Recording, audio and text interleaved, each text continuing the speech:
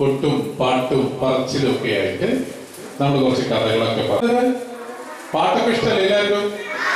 നമ്മള് പാട്ടും കാര്യങ്ങളൊക്കെ ആകുമ്പോ കൈയും കൊട്ടിയും ഒക്കെ ഞങ്ങളുടെ കൂടെ ചേരില്ലേ? അങ്ങനെ വരട്ടെ. റെഡി? ഉഷാറായി കൈയടിച്ച്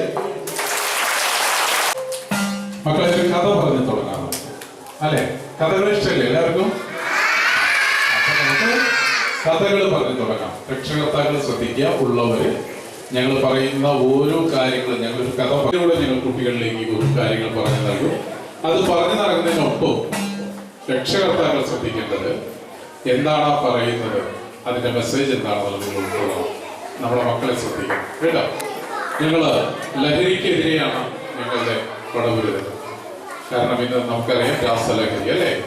രാസലഹരി മക്കൾ സംസാരിക്കരുത്. സംസാരിച്ച് ഞങ്ങൾ നിർത്തിയിട്ട് അപ്പൊ പോവും കേട്ടോ. സംസാരിച്ചാൽ ഞങ്ങൾ നിർത്തി അപ്പൊ പോവും. ആരാ സംസാരിക്കണേ? സംസാരിക്കാതിരിക്കും കേട്ടോ.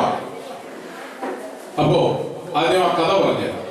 നിങ്ങളെ പോലെ തന്നെ ഒരു കുട്ടി സ്കൂളിൽ പഠിക്കുന്ന കാലത്ത്, 10ാം ക്ലാസ്സിൽ പഠിക്കുന്ന കാലത്ത് ആ കുട്ടി സ്കൂളിൽ ഓടിക്കളിക്കുകയായിരുന്നു. ഓടിക്കളിക്കുന്നതിനിടയിൽ ആ കുട്ടിയുടെ കയ്യിൽ നിന്ന് ഒരു കോയിൻ താഴെ വീണു. ഒരൊറ്റത്തുണ്ട് താഴെ വീണപ്പോ ആ കുട്ടി അത് തിരഞ്ഞു നോക്കി. പെട്ടെന്ന് ആ കുട്ടിക്ക് അത് കണ്ടില്ല, കാണാൻ കഴിയുന്നില്ല. അത് കാണുന്നില്ല എന്ന് കണ്ടപ്പോ ആ കുട്ടി വീണ്ടും ശ്രമിച്ചു, കാണുന്നില്ല. ചില സമയത്ത് കാണുന്നു, ചില സമയത്ത് കാണുന്നില്ല. അങ്ങനെ ആ കുട്ടി സ്വന്തം അമ്മയുടെ അടുത്ത് വന്ന് പറഞ്ഞു, അമ്മേ, ഇന്ന് എന്റെ കയ്യിൽ നിന്നൊരു കോയിൻ വീണിട്ട് എനിക്ക് എന്താണ് അറിയില്ല, ഞാൻ തിരഞ്ഞു നോക്കി കണ്ടില്ല. അമ്മ പറഞ്ഞു, തോന്നണതാവും കുട്ടിക്ക്. അല്ല അമ്മേ, എനിക്ക് കാണാൻ പറ്റിയില്ല എന്ന് പറഞ്ഞപ്പോ ആ അമ്മ മകനെയും കൂട്ടി നേരെ ഒരു ഡോക്ടറെത്തിക്ക് പോയി. ആ ഡോക്ടർക്ക് പോയിട്ട് ഡോക്ടർ ചെക്ക് ചെയ്തിട്ട് പറഞ്ഞു, ഇത് എന്തോ ഒരു വിദഗ്ധ ചികിത്സ ആവശ്യമുണ്ട് ഈ കുട്ടിക്ക്. ഈ കുട്ടിയെ കൊണ്ടുവന്ന് നിങ്ങൾ മറ്റൊരു ഡോക്ടറെ കാണിക്കൂ എന്ന് പറയുന്നു. അങ്ങനെ മറ്റൊരു ഡോക്ടറെ അടുത്ത് ചെന്ന് കഴിഞ്ഞപ്പോ കുറെ ചെക്കപ്പ് ഒക്കെ നടത്തി കഴിഞ്ഞിട്ട് ആ ഡോക്ടർ ആ കുട്ടിയോട് പറഞ്ഞു, മോനെ, നീ കണ്ണടച്ചുകൊണ്ട് ഞാൻ അവിടെ ഗ്ലാസ് വെക്കാം, അത് പോയി എടുക്കാൻ പറഞ്ഞു. ആ കുട്ടി ചോദിച്ചു, എന്തിനാണ് ഞാൻ കണ്ണടച്ചത് പോയി എടുക്കുന്നത് എന്ന് ചോദിച്ചു. അപ്പൊ പറഞ്ഞു, ആ രക്ഷകർത്താക്കളോടും അമ്മയോടും അച്ഛനോടും ആ കുട്ടിയോടും ആ ഡോക്ടർ പറഞ്ഞു, ഈ കുട്ടിക്ക് ഇനി അധിക കാലം കാഴ്ചയില്ല. 5 വർഷം കൂടി കഴിയുമ്പോഴേക്കും ഈ കുട്ടി പരിപൂർണമായിട്ട് അന്ധനായി മാറും. കളർന്നു. ആ കുട്ടി അമ്മ കരച്ചു. അങ്ങനെ ആ കുട്ടി വീട്ടിലെത്തി കരയുന്ന അമ്മയുടെ കണ്ണീരൊപ്പിയിട്ട് ആ കുട്ടി പറഞ്ഞു, അമ്മ കരയണ്ട, ഇതൊക്കെ ശരിയാവും. അങ്ങനെ ആ കുട്ടി അന്ന് തീരുമാനിക്കുകയാണ് സ്വന്തമായിട്ട് ഇനി ജീവിതം വേണ്ട, ആത്മഹത്യകളെ. കേട്ടിട്ടില്ലേ? കുട്ടികളൊക്കെ ഓരോരുത്തർ പരീക്ഷയ്ക്ക് തോൽക്കുമ്പോൾ ആത്മഹത്യ അല്ലേ? നമുക്കൊരു എന്നാൽ ഇരുളിനെ അകറ്റി വെളിച്ചം പകരുന്നവൻ എന്നർത്ഥം. അന്ന് ആ കുട്ടിയുടെ ജീവിതത്തിലേക്ക് ഒരു വെളിച്ചമായിട്ട് അവന്റെ ഗുരു അധ്യാപകൻ വരികയാണ്. ആ അധ്യാപകൻ അവനെ തടഞ്ഞുകൊണ്ട് ചോദിച്ചു, നീ എങ്ങോട്ടാണ്? ആ കുട്ടിയുടെ കണ്ണുകൾ നിറഞ്ഞിട്ടുണ്ടായിരുന്നു, ആ കുട്ടി കരയുന്നുണ്ടായിരുന്നു. അങ്ങനെ അധ്യാപകൻ ചോദിച്ചു, നീ എന്നോട് പറയും, ശിവൻ എന്നായിരുന്നു ആ മാഷ പേര്, നീ എന്നോട് പറയും, എന്നോട് പറയാതെ നീ മുന്നോട്ട് പോകരുത് എന്ന് പറഞ്ഞപ്പോൾ കരഞ്ഞുകൊണ്ട് ആ കുട്ടി പറഞ്ഞു, മാഷേ, എനിക്കിനി അധിക കാലമില്ല, എനിക്ക് കാഴ്ചയില്ലാത്ത ഒരു ലോകത്തിലേക്ക് ഞാൻ പോകുന്നു, അതുകൊണ്ട് തന്നെ എനിക്ക് ജീവിക്കേണ്ട എന്നാണ് ആ കുട്ടി പറഞ്ഞത്. ആ കയറെടുത്ത് വലിച്ചെറിഞ്ഞ അധ്യാപകൻ അവനോട് പറഞ്ഞു, എടാ മോനെ, മരിക്കാൻ ആർക്കാണ് സാധിക്കാത്തത്?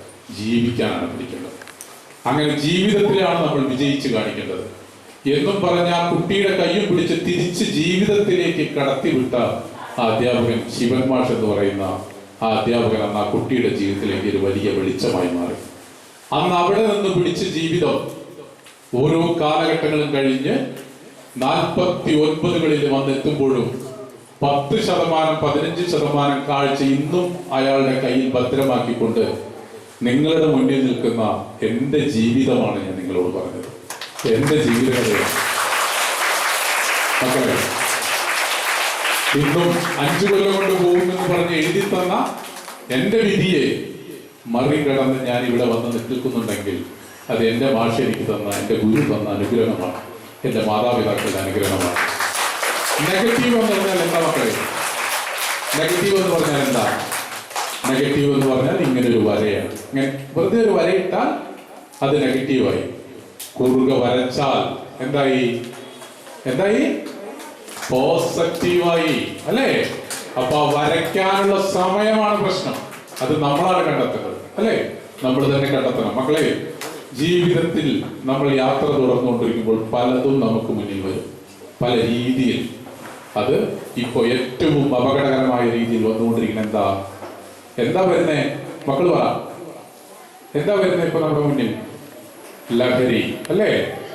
ലഹരി പലതരത്തിലുണ്ട് കേട്ടോ. ലഹരി, മദ്യം ലഹരിയാണ്, ചിലർക്ക് മദ്യമാണ് ലഹരി. ഇപ്പൊ അതും കഴിഞ്ഞ് രാസലഹരി വന്നിരിക്കും, അല്ലേ? അതൊന്നും നമുക്ക് വേണ്ടതല്ല. വേണ്ടതാണോ?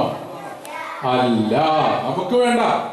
നമുക്കതൊന്നും വേണ്ട. അത്തരത്തിൽ എൻ്റെ മക്കളുടെ അടുത്തേക്ക് ആരെങ്കിലും, അത്തരത്തിൽ എൻ്റെ കുഞ്ഞു മക്കളുടെ അടുത്തേക്ക് അത്തരത്തിൽ ആരെങ്കിലും പരിചയമുള്ളതോ ആരുമാവട്ടെ, നിങ്ങൾക്കൊരു ചോക്ലേറ്റ്, ഒരു മിഠായിയോ വേണമെങ്കിൽ അത് നിങ്ങളുടെ രക്ഷകർത്താക്കള്, അതല്ലെങ്കിൽ നിങ്ങളുടെ ജ്യേഷ്ഠൻ, അങ്ങനെയുള്ളവർ തരുന്നതാണ് നിങ്ങൾക്ക് വേണ്ടത്.